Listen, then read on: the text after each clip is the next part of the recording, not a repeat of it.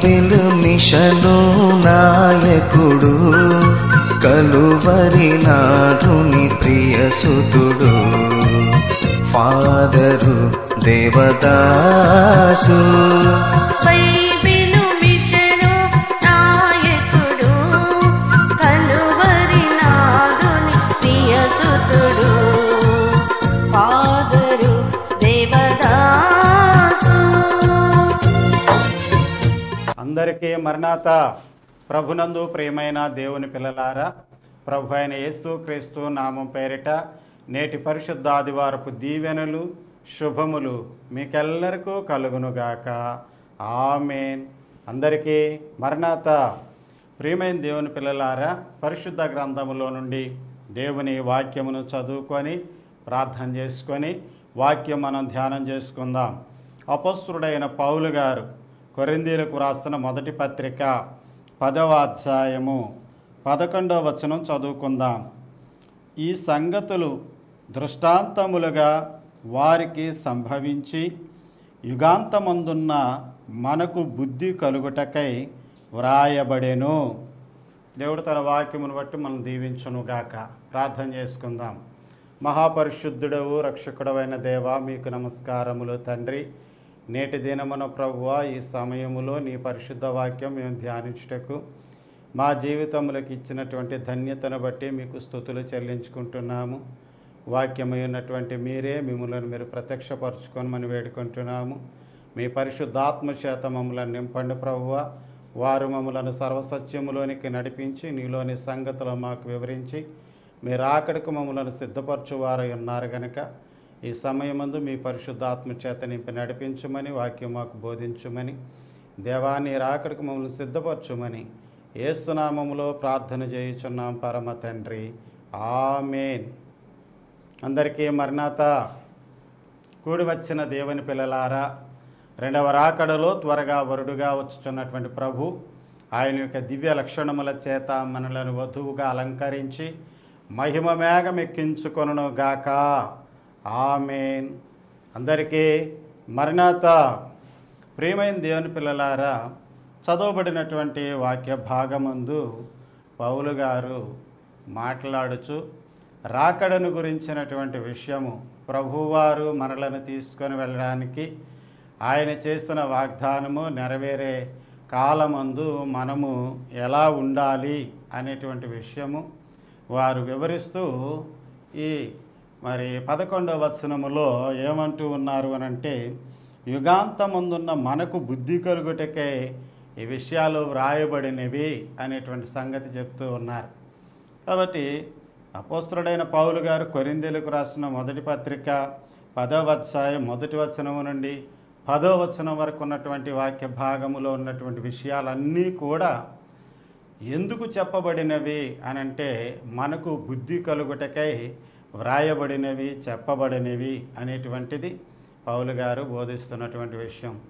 యుగాంతములో ఉన్నాము, ప్రభు యొక్క రాకడ సమయంలో మనం ఉన్నాం, ఆయన త్వరగా రాబోతూ ఉన్నారు అనేటువంటిది సృష్టిలో జరుగుతున్నటువంటి సూచనలను బట్టి మనం తెలుసుకొని ఉన్నాం. కాబట్టి మనము రాకడకు బుద్ధి కలిగిన వారంగా సిద్ధపడాలి అనేటువంటి విషయాన్ని వారు తెలియపరుస్తూ మనకు బుద్ధి కలుగుటకై ఏ ఏ విషయములను వివరించారో మనము ఆ వచనముల్లో చూడబోతూ ఉన్నాం. ప్రాముఖ్యంగా ఒక మాట గుర్తు మనం చేసుకోవలసి ఉన్నది, లేక అంశం ముందుగా మనం చెప్పుకోవలసి ఉన్నది. అదేమిటి అనంటే, మనకు బుద్ధి కలుగుటకై వ్రాయబడెను. మనకు బుద్ధి కలుగుటకై వ్రాయబడెను. ఇది ఈరోజు మనం నేర్చుకొనిచున్నటువంటి అంశం. అంటే కడవరి దినాల్లో ఉన్న మనము, రాకడ దినాల్లో ఉన్న మనము, యుగాంతమందు ఉన్నటువంటి మనము, ప్రభు యొక్క రాకడకు ఎదురు చూస్తున్నటువంటి మనము, ఈ లోకం విడిచి పరలోకంలోనికి చేరాలని యేసు ప్రభువుని నమ్ముకొని ప్రార్థన చేసుకుంటున్నటువంటి మనము బుద్ధి కలిగిన వారంగా ఉండాలి. ప్రభువారు సెలవిచ్చినటువంటి ఉదాహరణలో కూడా బుద్ధి కలిగిన కన్యకలు, బుద్ధి లేని కన్యకలు అనేటువంటి ఉదాహరణలో కూడా బుద్ధి కలిగినటువంటి వారే ఆ పెండ్లి కుమారునితో పాటు లోపలికి గృహంలోనికి ప్రవేశించారు అనేటువంటిది ఆ ఉదాహరణలో మనం చూడగలుగుతాం. అది రెండవ రాకడ సమయమందు కూడా బుద్ధి కలిగినటువంటి వారే ప్రభువుతో కూడా పరలోకములోనికి ప్రవేశించేవారు కాగలుగుతారు అనేటువంటిది తెలియపరుచున్నది పరిశుద్ధ గ్రంథం. కాబట్టి మనము యేసుక్రీస్తు ప్రభువారి యొక్క రాకడ కొరకు ఎదురు చూస్తూ ఉన్నాం. ఆయన మనలను పరలోకంలోనికి తీసుకొని వెళ్ళాలి అని చెప్పి మనం నిరీక్షిస్తూ ఉన్నాం. ఇట్టి క్రైస్తవ జీవితంలో, ఈ నిరీక్షణ జీవితంలో మనకు బుద్ధి అవసరమై ఉన్నది. బుద్ధి కలిగిన కన్యకల వలె సిద్ధపడవలసి ఉన్నది. ఏ ఏ విషయంలో మనం బుద్ధి కలిగి ఉండాలి అనేటువంటిది కొన్ని విషయములు మరి ఈరోజు ఈ 10వ అధ్యాయం 1వ వచనం నుండి 10వ వచనం వరకు ఉన్నటువంటి వాక్య భాగములు కొన్ని విషయములు పౌలు గారు తెలియజేస్తూ ఉన్నారు. సమయాన్ని బట్టి మనం వాటిని ధ్యానము చేసుకొనబోతూ ఉన్నాం. కాబట్టి రాకడికి సిద్ధపడుతున్నటువంటి మనము బుద్ధి కలిగిన వారంగా ఉండాలి. అది దేవుని రాజ్యంలోనికి చేరే అర్హత మనకు అనుగ్రహిస్తుంది. కాబట్టి దైవ రాకడకు, ఆయన రాజ్యంలో మనం ప్రవేశించుట కొరకు మనకు బుద్ధి అవసరమై ఉన్నది. ఇది మనకు పరిశుద్ధ గ్రంథములో వ్రాయబడినటువంటి వాక్యములు మనకు తెలియజేస్తున్నవి. ఇందు నిమిత్తమే ఈ విషయాలు వ్రాయబడినవి అనేది నేటి దినమున మరి మనకు కొంచెం అర్థవంతంగా మనము ధ్యానం చేసుకోవలసినటువంటి వారమై ఉన్నాం. అర్థం చేసుకోవాలి, హృదయంలో భద్రం చేసుకోవాలి, ఆచరించాలి. రాకడకు మనము జాగ్రత్తగా సిద్ధపడిన వారమై ఉండాలి. ప్రియ దేవుని పిల్లలారా, యుగాంతమందున్న మనకు బుద్ధి కలుగుటకై ఈ విషయాలు రాయబడినవి అన్నటువంటి పౌలు గారు మరి పరిశుద్ధ గ్రంథంలో వ్రాయబడినటువంటి విషయాలను కూడా మనము పరిశీలించడానికి ఒక అవకాశాన్ని కలగజేస్తున్నారనేది మనం గ్రహించుకోవాలి. మరి యుగాంతమందున్న మనకు బుద్ధి కలగడానికి విషయాలు రాయబడితే మరి ముందు నుంచి ఉన్నటువంటి వారికి బుద్ధి కలగడానికి దేవుడి విషయాలు వ్రాయించలేదా అంటే వ్రాయించారు. వాటిని కూడా పరిశుద్ధ గ్రంథం మనకు తెలియపరుస్తూ ఉన్నది. కొన్ని విషయాలు మనం పరిశీలన చేసినట్లయితే మరి ఇశ్రాయేలీయులైనటువంటి వారికి, అనగా దేవుడు తాను ఏర్పాటు చేసుకున్న ప్రజలైనటువంటి వారికి మరి రాతి పలకల మీద ధర్మశాస్త్రము వారికి బుద్ధి కలుగుటకై వ్రాసి ఇచ్చిన వారుగా ఉన్నారు. ధర్మశాస్త్రము రాతి పలకల మీద వ్రాయబడింది ఎందుకు అని అంటే వారికి బుద్ధి కలుగుట నిమిత్తము. దేవుని ప్రజలుగా ఏర్పాటు ప్రజలుగా ఉన్నటువంటి వారు బుద్ధి కలిగిన వారై ఉండాలి. దేవుడు ఏమి తెలియచేయచ్చు ఉన్నారో దాని ప్రకారము జీవించేవారై ఉండాలి. ఈ జీవితము బుద్ధి కలిగిన జీవితము అవుతుంది. కాబట్టి దేవుని యొక్క ధర్మశాస్త్రం ప్రకారము బుద్ధి కలిగిన వారుగా వారు నడుచుకొనడానికి దేవుడు 10 ఆజ్ఞలను రాతి పలకల మీద వ్రాసి వారికి ఇచ్చినటువంటి వారుగా ఉన్నారు. ఇది మనం గ్రహించుకోవాలి. తర్వాత రెండో విషయం ఏమిటి అని అంటే గోడ మీద చేతి వ్రాత వ్రాయబడింది బుద్ధి కలుగుటకై. ఎవరికి? బెల్షాజర్కి, అక్కడ ఉన్నటువంటి వారికి అందరికీ బుద్ధి కలగడానికి. అయితే అది వారికి శిక్షగా కూడా పరిణమించింది. దేవుని పరిశుద్ధ మందిరములో ఉన్నటువంటి ఉపకరణములను తీసుకొని వచ్చి వారు విందు నిమిత్తము అపవిత్రము చేయడము ద్వారా మెనే టెకెల్ ఉపార్సిన్ అని దేవుని చెయ్యి వచ్చి గోడ మీద వ్రాసింది వారికి బుద్ధి కలగడానికి. వారికి మాత్రమే కాదు, దేవాలయములో ఉన్నటువంటి వస్తువులు, దేవుని యొక్క పరిచర్యలో వాడబడుతున్నటువంటి వస్తువులు ఎవరైనా సరే నాటి కాలం నుండి నేటి కాలం వరకు, ప్రభు రాకడ వరకు కూడా వాటిని సొంత పనులకు వాడకూడదు. అలాగూ వాడినట్లయితే వారు శిక్షార్హులవుతారు అనే విషయము అందరికీ తెలియడానికి, అందరికీ బుద్ధి కలగడానికి ఈ కార్యము దేవుడు చేస్తున్న వారై ఉన్నారు. గోడ మీద చేతితో వ్రాసిన వారై ఉన్నారు. కాబట్టి గోడ మీద చేతితో వ్రాయబడినటువంటి మాట మెనే టెకెల్ ఉపార్సిన్ అనేటువంటి మాట దేవుడు లెక్క చూస్తున్నప్పుడు ఆయన త్రాసులో నువ్వు తేలిపోయావు అనేటువంటి మాట బెల్షాజర్ గురించి ఎలాగ వ్రాయబడిందో అలాగే లోకములో ఉన్నటువంటి మరి ప్రజలైనటువంటి వారు పరిశుద్ధ దేవాలయంలో ఉన్నటువంటి ఉపకరణములను ఏ విధంగానూ అపవిత్రపరచకూడదు, మరి స్వకీయ పనులకు వాడకూడదు అనేటువంటి విషయాన్ని తెలియచేయడానికి ఎలాగూ వ్రాయబడింది అనే విషయం మనం తెలుసుకోవాల్సిన వారమై ఉన్నాం. అలాగే మూడవదిగా చూసినట్లయితే నేల మీద చేతితో దేవుడు మనకు బుద్ధి కలుగటకై వ్రాస్తున్నటువంటి వారై ఉన్నారు. పాపములో పట్టబడినటువంటి స్త్రీని రాళ్లతో కొట్టి చంపడానికి వారు ప్రయత్నం చేస్తున్న సమయమందు ఆమె వచ్చి ప్రభు పాదాల దగ్గర పడినప్పుడు ప్రభు వారు నేల మీద ఏదో వ్రాయచూ ఉన్నారని పరిశుద్ధ గ్రంథంలో ఉంది. అది చూసి వారు మరి వారి చేతిలో ఉన్నటువంటి రాళ్లను క్రింద పడవేసి వెళ్ళిపోయినటువంటి వారు ఉన్నారు. ఆమెను ఏ విధంగానూ శిక్షించలేదు.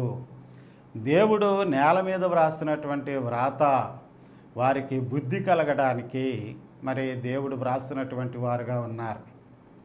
దేవుని పిల్లలారా, దేవుడు వ్రాసేటువంటి వ్రాత మనకు బుద్ధి కలగడానికి అనేటువంటి విషయము స్పష్టమవుతూ ఉన్నది అంటూ ఉన్నాను. సరే, అక్కడ చూసినట్లయితే మరి మీరందరూ పాపులై ఉండి ఇంకొక పాపిని శిక్షించటం అనేటువంటిది ఎలా చేయగలుగుతారు? మీరు నీతిమంతులు కాదు కదా అనేటువంటి విషయం వారికి అర్థమయ్యే రీతిగా దేవుడు అక్కడ తెలియపరిచారు అనేటువంటిది అందరం ఎరిగినటువంటి విషయమే. నేనేమంటూ ఉన్నానంటే ఇది ఆనాడే కాదు, ఈనాడు కూడా మనము పాపులమై ఉండి మరి వేరొక వ్యక్తులను మీరు పాపులు అని చెప్పి వారిని దూషించటము, ద్వేషించటము, శిక్షించటం అనేటువంటిది చేయకూడదు. బుద్ధి ఉన్నటువంటి వాడెవడు ఎలాంటి పని చెయ్యడు.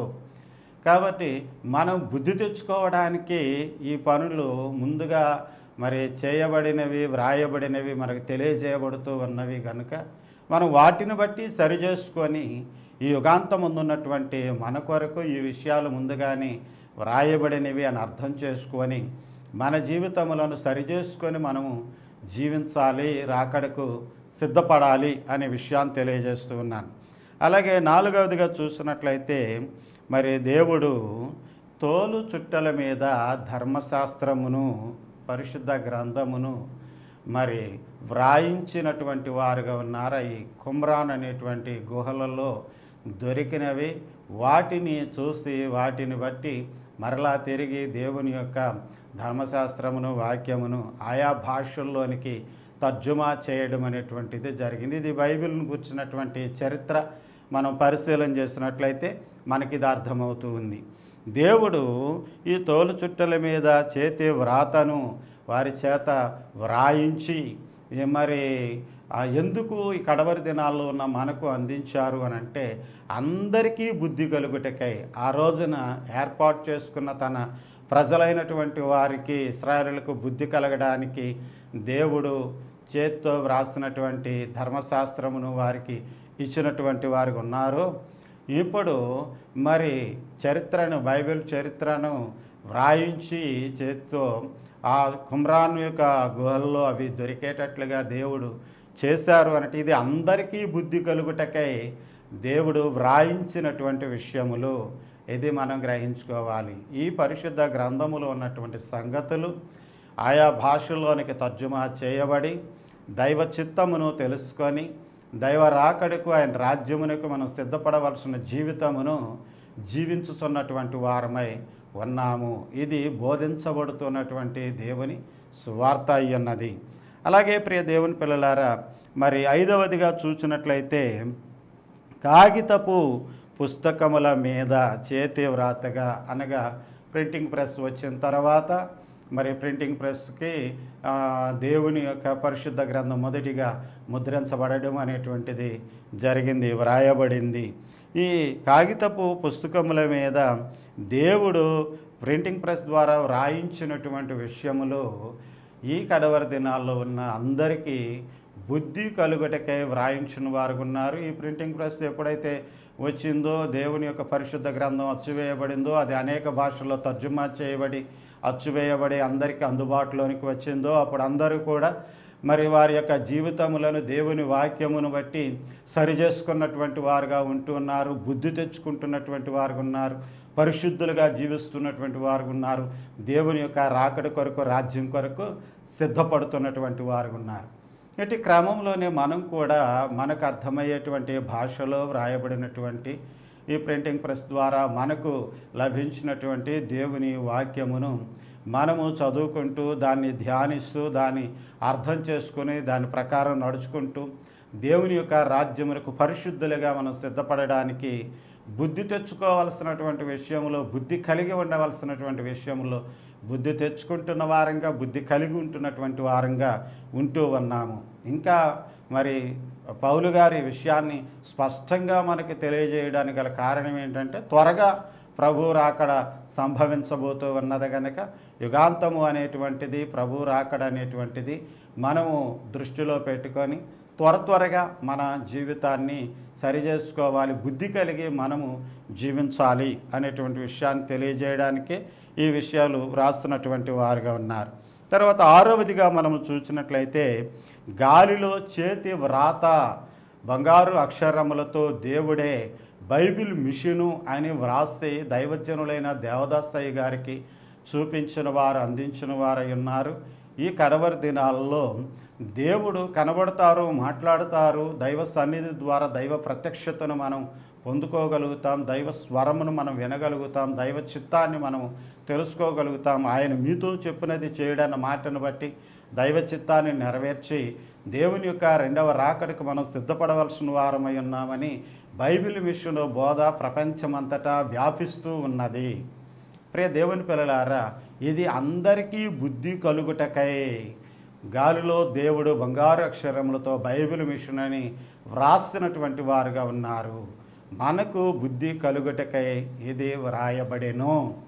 కాబట్టి సన్నిధి జీవితం గడపడానికి, దేవునితో సహవాస జీవితం గడపడానికి నిత్యము దేవుని సన్నిధిలో 7 మెట్ల ధ్యానం అనేటువంటి ప్రార్థనా విధానము ద్వారా దేవునితో సహవాస జీవితమును కలిగి ఉండటం ద్వారా పరిశుద్ధులుగా ప్రభు రాకడికి సిద్ధపడడానికి విశ్వాస జీవితంలో కానీ, పరిశుద్ధ జీవితంలో కానీ, రాకడ సిద్ధపాటు జీవితంలో కానీ, నిరీక్షణ కలిగి ఉన్న జీవితంలో కానీ స్థిరంగా మనం ఉండడానికి దేవుడు ఈ బైబిల్ మిషన్ను ఆయన బంగారు అక్షరములతో వ్రాసి చూపించారు, గాలిలో బంగారు అక్షరములతో. కాబట్టి ఇది ప్రపంచమంతటా కూడా ఇప్పుడు మరి వ్యాపిస్తూ ఉన్నది. మరి గాలి ఎక్కడికి వెళుతుందో అక్కడికెల్లా బైబిల్ మిషన్ వెళుతుంది అన్నటువంటి వాగ్దానము మరి దైవజనులకి దేవదాసయ్య గారు చెప్పిన వాగ్దానము, ఆయన మనకు చెప్పినటువంటి వాగ్దానము. కాబట్టి ఇది నెరవేరుతూ ఉన్నది అనే విషయాన్ని మనం గ్రహించుకోవాలి. అనగా మరి సర్వమానవాళి కూడా దేవుని ఎడల భయభక్తులతో నిత్యము దైవ సన్నిధిలో మరి మనోనిధానము కలిగినటువంటి వారై ఉండి ధ్యానపరులుగా దైవ సన్నిధిలో రాకడకు సిద్ధపడేటువంటి భాగ్యము ఈ బైబిల్ మిషన్ పద్ధతుల ద్వారా లభిస్తూ ఉన్నది అనే విషయాన్ని తెలియజేస్తూ ఉన్నాం. కాబట్టి ఇది ఎందుకు అనంటే, ఈ యుగాంతమందున్న మనకు బుద్ధి కలుగుటకై ఇది వ్రాయబడినది. కాబట్టి వ్రాయబడిన బైబిల్ మిషను అనేది మానవాళి అందరికీ కూడా బుద్ధి కలుగుటకై, వారిని సరిచేయుటకై, రాకడకు సిద్ధపరచుటకై వచ్చినటువంటి దేవుడు బయలుపరిచినటువంటి బైబిల్ మిషను అయి ఉన్నది. ప్రియులారా, అలాగే 7వదిగా మనము చూసినట్లయితే, మరి పరిశుద్ధాత్మ చేత హృదయము మీద దేవుడు తన యొక్క ఆత్మ చేత మరి దేవుడు తన వాక్కులను వ్రాస్తున్నటువంటి వారు, అనగా దేవుని వాక్యము బోధించబడుతూ ఉన్నప్పుడు వినినటువంటి వారికి, దేవుని వాక్యం చదువుతూ ఉన్నప్పుడు చదివేటువంటి వారికి, ధ్యానిస్తున్నప్పుడు ధ్యానించేటువంటి వారికి హృదయం మీద దేవుడు పరిశుద్ధాత్మ ద్వారా వాక్యమును వ్రాసి వారిని విశ్వాసములో స్థిరపరుస్తూ ఉన్నారు. కడవరి దినములందు అందరి మీద నా ఆత్మను కుమ్మరిస్తాను అన్నటువంటి దేవుని యొక్క వాగ్దానము నెరవేరుచూ ఉన్నది. ఇది హృదయం మీద దేవుడు వ్రాస్తున్నటువంటి వారై ఉన్నారు. హెబ్రీలకు రాసిన పత్రిక 8వ అధ్యాయం 10వ వచనంలో చూసినట్లయితే దీని వివరము పౌలు గారు అక్కడ వివరిస్తున్నటువంటి వారు ఉన్నారు. హృదయముల మీద దేవుడు ఈ విషయములను, ధర్మశాస్త్రమును వ్రాస్తున్నారు అనేటువంటి విషయము అక్కడ మనం చూడగలుగుతాం. కాబట్టి దేవుడు తన ఆత్మ చేత ఈ కడవరి దినములలో ప్రతి ఒక్కరి హృదయం మీద దేవుని ఎడల భయభక్తులు కలిగి ఉండడానికి, మనము బుద్ధి కలిగి జీవించడానికి తన వాక్యమును మరి హృదయములో ముద్రిస్తున్నటువంటి వారుగా ఉన్నారు. అది వ్రాయబడుతున్నటువంటిదిగా ఉన్నది. ఆ వాక్యముల ప్రకారము మనం బుద్ధి కలిగి దేవుని బిడ్డలుగా రాకడకు సిద్ధపడేటువంటి వారము కాగలుగుతూ ఉన్నాం. అలాగే చూసినట్లయితే మరి పరిశుద్ధుడైనటువంటి యోహాను గారు వ్రాస్తున్నటువంటి పత్రిక అనగా మొదటి పత్రిక 3వ అధ్యాయం 20వ వచనములో చూసినట్లయితే, ఇంతకుముందు మీరు సత్యము ఎరిగిన వారు కారు కాబట్టి మీకు వ్రాయలేదు, ఇప్పుడు మీరు సత్యం ఎరిగి ఉన్నటువంటి వారు కనుక ఇది మీకు వ్రాయబడుతూ ఉన్నది అని మరి యోహాను గారు అక్కడ వివరించిన వివరం కూడా దీనికి సరిపోయే విషయమై ఉన్నది. కాబట్టి దేవుడు మనము సత్యం ఎరిగిన వారము ఉన్నాము కనుక మనకు ఈ విషయములను తెలియజేస్తూ మరింతగా మనము రాకడకు సిద్ధపడడానికి, బుద్ధి కలిగిన వారంగా మనం ఉండడానికి ఈ విషయాలు మనకి తెలియజేస్తున్నారు అనేది వాక్యములో మనము చూడగలుగుతున్నాం.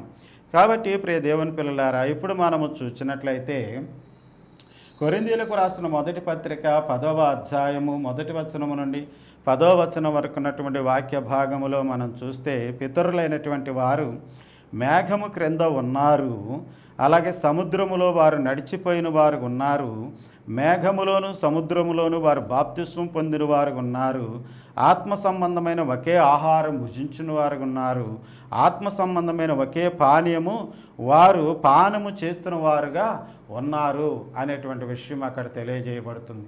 పితరులు ఇలాగూ ఒకే చోట ఉన్నారు అని అంటే ఇప్పుడు మనము చెప్పుకొనవచ్చు, ఒకే చోట అంటే ఒకే సంఘముగా ఉన్నారు, ఒక్క చోటే. అలాగే వారు ఒకే దారిలో సముద్రములో నుండి వారు నడిచి వెళ్ళిన వారు ఉన్నారు అని అంటే ఒకే దారిలో నడిచిన వారు ఉన్నారు, ఒకే పద్ధతులను సిద్ధాంతములను పాటిస్తున్నటువంటి ఒక సంఘాన్ని గురించి మనము చెప్పుకుంటే ఈ విషయాలు మనకు అర్థమవుతాయి. కాబట్టి ఒకే చోట ఉండటం అంటే ఒకే సంఘంలో ఉండటం, ఒకే పద్ధతుల ప్రకారం నడుచుకోవటం, తర్వాత ఆ సంఘంలో ఉన్న వారందరూ ఒకే విధానంలో బాప్తిస్వం పొందడము, ఆ తర్వాత ప్రభు యొక్క శరీర రక్తములను మరి పుచ్చుకున్నటువంటి వారుగా ఉండడము. ఇలాగూ ఉన్నప్పటికీ ఏం జరిగింది అనంటే వారు ఎక్కువగా దేవునికి ఇష్టలుగా ఉండకపోయేరి. ఆ పితరులైనటువంటి వారు ఒకే చోట మేఘం కింద ఉన్నా, వారు సముద్రం నడిచిపోయినా, ఒకే ఆహారం ఒకే పానీయము మరి భుజించిన వారుగా మరి త్రాగినటువంటి వారు ఉన్నప్పటికీ ఏం జరిగింది అని అంటే వారు ఎక్కువ మంది దేవునికి ఇష్టలుగా ఉండలేకపోయారు. ఇప్పుడు చూసినట్లయితే క్రైస్తవ సంఘాల్లో కూడా ఎలాగ ఒకే సంఘములో ఉన్న, ఒకే పద్ధతిలో బోధలో ఒకే కాపరి కింద నడుచుతూ ఉన్న ఎక్కువ మంది దేవునికి ఇష్టలుగా జీవించలేకపోతూ ఉన్నారు, నడవలేకపోతూ ఉన్నారు. తర్వాత చూసినట్లయితే పితరులైనటువంటి వారు చెడ్డవాటిని ఆశించినటువంటి వారుగా ఉన్నారు, మరి తినుటకు త్రాగుటకు ఆడుటకు లేచిన వారుగా విగ్రహారాధన చేస్తున్న వారుగా ఉన్నారు, వ్యభిచరించిన వారుగా ఉన్నారు, తర్వాత ప్రభువును శోధించినటువంటి వారుగా ఉన్నారు, సణిగిన వారుగా గొణిగిన వారుగా ఉన్నారు. ఇలాగున ఆ పితరులైనటువంటి వారు ఎలాగ నడుచుకున్నారో అలాగూ నేటి దినాల్లో క్రైస్తవ సంఘంలో ఉన్నటువంటి కొంతమంది నడుచుకుంటూ ఉన్నారు. అలాగూ మీరు ఉండకూడదు అని చెప్పడానికి పౌలు గారు ఈ విషయాలు చెప్తూ ఉన్నారు. మీరు ఒకే చోట ఉన్నారు, ఒకే పద్ధతిలో నడుస్తున్నారు, ఒకే ప్రభు శరీర రక్తం తీసుకుంటున్నారు, పద్ధతి ఎంత బాగానుంది. అయితే పితరులైనటువంటి వారిలో ఉన్నటువంటి లక్షణాలు మీలో కనబడుతున్నాయి. కాబట్టి యుగాంతమందు ఉన్నటువంటి మీకు బుద్ధి కలగడానికి ఈ విషయంలో రాయబడుతున్నవి. మీరు ఈ విషయములను మీలో నుండి తీసివేసుకోనండి, మీరు వీటిని విడిచిపెట్టి పరిశుద్ధ జీవితం కలిగి జీవించండి అని చెప్పడానికి పౌలు గారు ఈ సంగతిని వివరించిన వారుగా ఉన్నారు. మరలా మనం చూసినట్లయితే ఇప్పుడు మనము దేవునికి ఇష్టలంగా ఉండవలసిన వారమై ఉన్నాం. చెడ్డవాటిని విడిచిపెట్టి వాటిని ఆశించకుండా, వాటిని పాటించకుండా వాటిని విడిచిపెట్టవలసిన వారమై ఉన్నాం. తర్వాత విగ్రహారాధన చేయకుండా దేవదేవుణ్ణి మాత్రమే ఆరాధించవలసిన వారమై ఉన్నాం, ఆత్మతోనూ సత్యముతోనూ. అలాగే వ్యభిచరించకుండా ఉండవలసిన వారమై ఉన్నాం, ప్రభువును శోధించకుండా ఉండవలసిన వారమై ఉన్నాం. అలాగే దేవుని సంబంధమైనటువంటి విషయములలోనూ, దైవ కార్యముల విషయముల్లోనూ, దైవ బోధల విషయములోనూ, దైవ సేవకుని యొక్క విషయములోనూ సనగకుండా ఉండవలసినటువంటి వారమై ఉన్నాం. ఎలాగో మనము ఉన్నట్లయితే బుద్ధి కలిగిన వారం అవుతాం. కాబట్టి కడవరి దినములో యుగాంతముందు ఉన్నటువంటి మనకు బుద్ధి కలుగుటకై ఈ విషయములో వ్రాయబడి ఉన్నవి అనే సంగతిని పౌలు గారు తెలియజేస్తూ ఉన్నాడు. కాబట్టి ప్రియ దేవుని పిల్లలారా, రాకడలో ఎత్తబడాలి అనంటే, దైవరాజ్యంలోనికి చేరాలి అనంటే మనకు బుద్ధి అవసరమై ఉన్నది. దేవుడు మరి పితరులైనటువంటి వారి కాలము నుంచి నేటి కాలం వరకు బుద్ధి కలగడానికి అనేక విషయంలో వ్రాశారు, తెలియజేశారు.